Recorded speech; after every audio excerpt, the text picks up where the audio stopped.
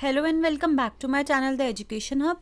तो आज हम क्लास 8 का चैप्टर 8 पढ़ेंगे। ये सिविक्स का चैप्टर 8 है, कन्फ्रंटिंग मार्जिनलाइजेशन।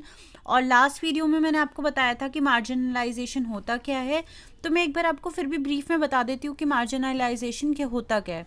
तो मार्जिनलाइजेशन एक ऐसा प्रोसेस होता है जिसमें हम किसी एक ग्रुप को दूसरे ग्रुप के हिसाब से कम माने। फॉर एग्ज़ाम्पल, अगर हम गर्ल्स को बोले कि गर्ल्स जो हैं वो बॉयज़ से वीक हैं या उनसे नीचे आती हैं, उनका जो पद है वो नीचे है, या गर्ल्स को हम अगर हम कम कम माने बॉयज़ के मुताबिक, तो उसको हम मार्जिनलाइजेशन कह सकते हैं। या फिर ये तो मैंने सिर्फ एक सिंपल एग्जांपल लिया है। तो सिंपल सा एक ये मतलब है कि जब एक ग्रुप को हम दूसरे ग्रुप के अकॉर्डिंग कम माने, जैसे कि अब पहले के टाइम पे लोग क्या करते थे कि कुछ कास्ट को नीची कास्ट मानते थे, कुछ को ऊंची मानते थे। तो ये एक मार्जिनलाइजेशन का एग्जाम्पल है और ये बिल्कुल बहुत ज़्यादा गलत है।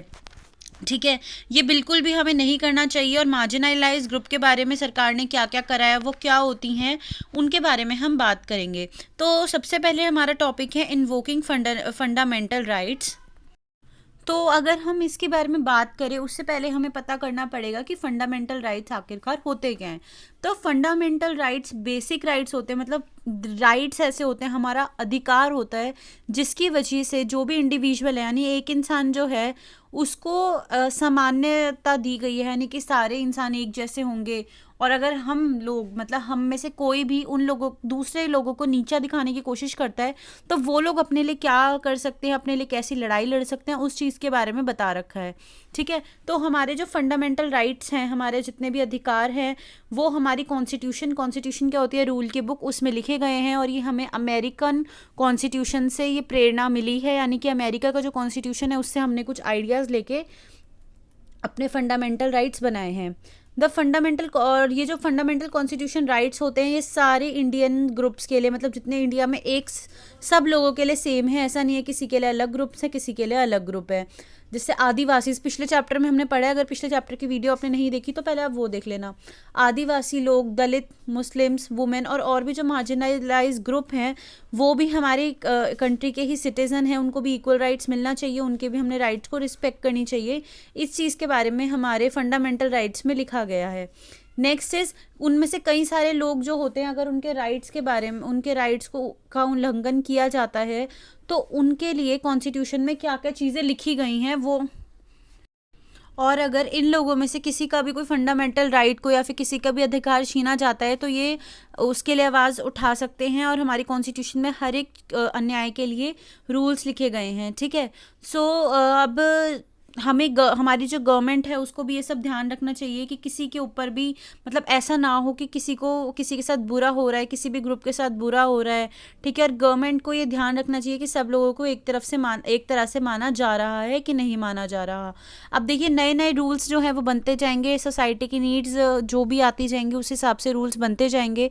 जैसे कि एक है आर्टिकल 17। आर्टिकल 17 क्या कहता है, आर्टिकल 17 में बताया गया है कि जो अनटचेबिलिटी है, जिसको अगर मैं हिंदी में बोलूँ तो छुआछूत की बोलते थे, कि अगर तुमने मेरे घर में छू लिया आके, या फिर अगर तू हमारे इस खाने को नहीं छुएगा तो मंदिर में नहीं आएगा, ऐसे कुछ कुछ कैटेगरीज के लोगों को कहा जाता था। तो ये सबसे ज़्यादा गलत चीज़ है। सब लोग, ऐसा नहीं होता कि उसने अगर हमारा कुछ छू लिया तो हम दूषित हो जाएंगे या फिर कुछ भी।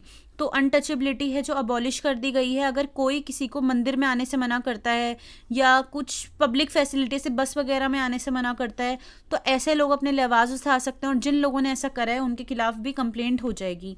अब दूसरा आर्टिकल है, देखिए हमने आर्टिकल जो है 17 करा। दूसरा आर्टिकल है आर्टिकल नंबर 15। आर्टिकल 15 क्या कहता है कि कोई भी सिटीज़न किसी धर्म के बेसिस पे, कोई कास्ट के बेसिस पे, सेक्स यानी कि लड़का है लड़की, या फिर तू कहाँ पैदा हुआ मैं कहाँ पैदा हुआ, इस बेसिस पे हम किसी को नीचा नहीं दिखा सकते, किसी को हम ऊपर नीचे नहीं मान सकते। इस बारे में कहा गया है।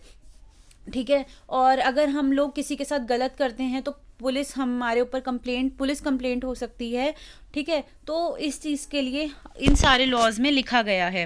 ठीक है, तो हमें इन चीज़ों का भी ध्यान रखना चाहिए। हमें किसी को भी कल्चर के बेसिस पे या फिर किसी भी बेसिस पे हमें किसी को ऊपर नीचा नहीं बताना चाहिए। Now next topic is loss for marginalize group. अब क्या क्या लॉ बने हैं उनके ऊपर हम बात करेंगे। ठीक है। कुछ लॉज बने हैं, कुछ लॉज बने गए हैं, कुछ पॉलिसीज़ बनाई गई हैं, अलग अलग ग्रुप्स के लिए अलग अलग पॉलिसीज़ बनाई गई हैं। और जो गवर्नमेंट है वो भी कई सारे एफर्ट्स करती है। एफर्ट्स किस चीज़ के लिए करती है कि ये पॉलिसीज़ जो हैं इनकी वजह से जो नीचे दबे हुए ग्रुप्स हैं उनको भी वो ऊपर उठा सके। ठीक है। अब वो कैसे उठा सकती हैं? फ्री सब्सिडी दे के, हॉस्टल दे के स्टूडेंट्स को, कौन से स्टूडेंट्स को, दलित स्टूडेंट्स को फ्री हॉस्टल्स मिलते हैं। आदिवासी कम्युनिटी के बच्चों को भी हॉस्टल्स प्रोवाइड करती है सरकार। और रिजर्वेशन पॉलिसी भी आ गई है, जैसे SC STs इनके लिए रिजर्वेशन है, माइनॉरिटी ग्रुप्स हैं इनके लिए रिजर्वेशन है, OBC यानी अदर बैकवर्ड क्लासेस इनके लिए रिजर्वेशन है। तो इसके लिए भी सरकार ने बहुत कुछ करा है, इन्हें रिजर्वेशन प्रोवाइड करी है। उसके बाद क्या हो गया, एजुकेशन में या गवर्नमेंट जॉब्स वगैरह में भी इन लोगों के लिए कुछ सीट्स को अलग से सेव करके रखा गया है। अलग अलग गवर्नमेंट ऑफिसेज, अलग अलग गवर्नमेंट स्कूल्स में बच्चों के लिए, SC बच्चे या ST बच्चे या फिर अदर बैकवर्ड क्लास बच्चे, माइनॉरिटी बच्चे, इन लोगों के लिए स्कूल्स वगैरह में भी कुछ सीट बुक करी गई हैं। जॉब्स में भी कुछ अलग से इनके लिए सीट्स बुक करी गई हैं। और ये लोग जो हैं अगर अपने किसी स्टूडेंट्स वगैरह अप्लाई कर रहे हैं किसी चीज़ के लिए तो उन्हें थोड़ा पैसे भी कम देने पड़ते हैं कंपैरिजन टू जर्नल कैटेगरी। ठीक है। तो इन सब चीज़ों के लिए ये जो सारे रूल्स हैं ये गवर्नमेंट ने बनाए हैं और इसको इम्प्लीमेंट भी करती है सरकार। और कई सारे time to time scholarship programs जो है गवर्नमेंट बनाती रहती है, अप्लाई भी करती है इन लोगों के ग्रुप्स को ऊपर लाने के लिए। ठीक है। जैसे कि कुछ वेजेस हो गए। अब क्या होता है, जैसे कि जो मज़दूर होते हैं अगर क्या करते हैं, उनके मालिक क्या करते हैं कि उन्हें कम पैसे देते हैं, तो इस वजह से वेजेस का राइट है, मतलब एक दिन में एक मज़दूर को इतने पैसे तो मिलने ही मिलने चाहिए। कुछ कल्चरल राइट है कि हम अपने कल्चर को सेव करके रखें, हम अपने धर्म को बचाए रख सकें और उसके लिए आवाज़ उठाएं, कोई हमारे धर्म या हमारे कल्चर पे आवाज़ ना उठा सके। ठीक है। तो इस वजह से क्या है, बहुत सारे रूल्स बने गए हैं और गवर्नमेंट इस पर टाइम टू टाइम वर्क करती है। नेक्स्ट है protecting the rights of Dalit and Adivasi, मतलब जो दलित लोग हैं और आदिवासी जो ग्रुप हैं उनके राइट्स को कैसे प्रोटेक्ट करा गया है, इस टॉपिक में हम उस बारे में देखेंगे। ठीक है। अगर हम देखें कैसे कैसे हम प्रोटेक्ट करेंगे दलित और आदिवासी के राइट को, तो हमारी कंट्री में जो क्या है कुछ लॉज बनाए गए हैं जो भी अगर भेदभाव होता है या फिर मार्जिनलाइज कम्युनिटी के साथ कुछ भी गलत होता है उसको प्रोटेक्ट करते हैं वो। सबसे पहला है the schedule caste and schedule tribe act. ये 1989 में बना था और इसमें अगर हम उनके खिलाफ कुछ भी करते हैं, अगर हम उनके खिलाफ कोई दंगे वगैरह करते हैं, वायलेंस करते हैं या अपने आप को उनसे ज़्यादा ऊपर दिखाने की कोशिश करते हैं, अपने आप को मतलब अगर एक ग्रुप दूसरे ग्रुप को, मतलब दूसरा ग्रुप कौन सा है इसमें, शेड्यूल कास्ट, शेड्यूल ट्राइब या दलित लोगों को या आदिवासी लोगों से अपने आप को ऊपर दिखाने की कोशिश करता है, तो उनके लिए एक रूल बना है जो कि लागू हुआ था 1989 में। ये उन लोगों को प्रोटेक्ट करता है। ठीक है। और कई सारे दलित ग्रुप जो हैं वो ज़रूर मतलब इक्वल हमें उन्हें मानना है। पहले के टाइम पे लोग क्या करते थे कि उनसे अपने घरों के काम करवाते थे, उन्हें नीचे कास्ट बोल के अपने घरों के काम करवाते थे, तो उनको पूरा पूरा हक है उन्हें ना बोलने का। अगर वो कुछ उन्हें काम देते हैं, कुछ गलत काम देते हैं कि तुम ये काम करो वो काम करो, क्योंकि सब लोग इक्वल हैं, सबको इक्वल हमें ट्रीट करना है। ठीक है। अब नेक्स्ट बात है 1970 में और 1980 में क्या हुआ था, आदिवासी पीपल को इक्वल राइट्स मिल गए थे और जो उनके सरकार ने लैंड्स ले लिए थे उनसे, उन्हें वो सारे लैंड भी वापस मिल गए थे। ठीक है। इससे क्या हुआ था, this act distinguish several levels of crime. इस वजह से क्या हुआ था, बहुत सारे क्राइम्स रुके भी हैं। क्राइम्स इन द सेंस कि जो भी उनके साथ भेदभाव होते थे वो सारे जो हैं चीज़ें रुकी हैं। उस वजह से उनके ऊपर जो ह्यूमिलेशन होता था, गलत उन पे अधिकार होता था, वो भी अब बहुत सारे कम होते गए हैं। दलित आदिवासी लोगों को जैसे स्लेव, बंधुआ मजदूर बना के रखते थे लोग पहले, वो भी अब कम हो गया है। दलित लोगों की और ट्राइबल जो वुमेन्स थी उनको, मतलब जो औरतें थी, अब उनको भी थोड़ा अधिकार मिला है, उनके लिए भी कई सारे राइट्स बनाए हैं, उनको भी समान रूप से मान्यता दी गई है।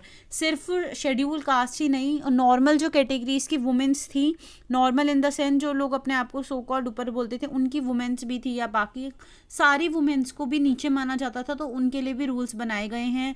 और 1993 में क्या हुआ था, गवर्नमेंट ने एक रूल पास किया था। उसमें क्या था, वो पास किसने किया था, employment of manual scavengers and construction of dry latrines prohibition act. इसमें क्या हुआ था कि वो लोग जो हैं वो अपने लिए टॉयलेट्स वगैरह जो हैं वो उनको बनवा सकते हैं, उनको ऐसा नहीं है, और उनको कोई भी पब्लिक फैसिलिटीज़ से यूज़ करने से हम लोग मना नहीं कर सकते। ये 1989 में बना था। ठीक है, उसके बाद क्या हुआ था, इस वजह से कई जो हमारे ग्रुप्स हैं जो नीचे दबे हुए थे वो धीरे धीरे ऊपर भी आते जा रहे हैं। नेक्स्ट है Adivasi demand and the 1989 act, the schedule caste and schedule tribes prevention of atrocities. ठीक है, इसमें प्रिवेंशन ऑफ ऑटोक्रेटीज एक्ट 1989, इसमें क्या हुआ था, ये 1989 में एक एक्ट पास हुआ था। ये बहुत इंपॉर्टेंट भी है क्योंकि इसमें आदिवासी को जो लैंड वगैरह है उनको अधिकार दिया था कि ये लैंड आपका है और आपकी मर्ज़ी के बिना कोई भी इससे आपसे छीन नहीं सकता। और अगर आपका मन नहीं है अपने लैंड को छोड़ के जाने का तो आप किसी का भी कोई हक नहीं बनता आपको उस लैंड से हटाने का। ठीक है, तो अब हम उनसे लैंड अगर ख़रीदना चाहें तो हम उनसे ख़रीद सकते हैं, लेकिन हम उन्हें ज़बरदस्ती उनके लैंड से हटा नहीं सकते। वो लोग कंप्लेंट्स कर सकते हैं। ये उनके लिए राइट बनाया गया था 1989 में। ठीक है, अब ये इससे क्या होगा, वो जो जंगल है वो भी उनका माना जाता है क्योंकि उन्हें इनहेरिटेंस में मिला है। यानी वो जहाँ पे पैदा हुए हैं, ट्राइबल लोग क्या हुए हैं वहीं पैदा हुए हैं, तो उन लोगों को जंगल पे भी पूरा पूरा अधिकार दिया गया है। उन्हें अपना कल्चर सेव करने का बहुत ज़्यादा मौका दिया गया है, और अगर उनके कल्चर के ख़िलाफ़ कोई उन्हें परेशान करता है तो वो लोग अब उसके ख़िलाफ़ आवाज़ उठा सकते हैं।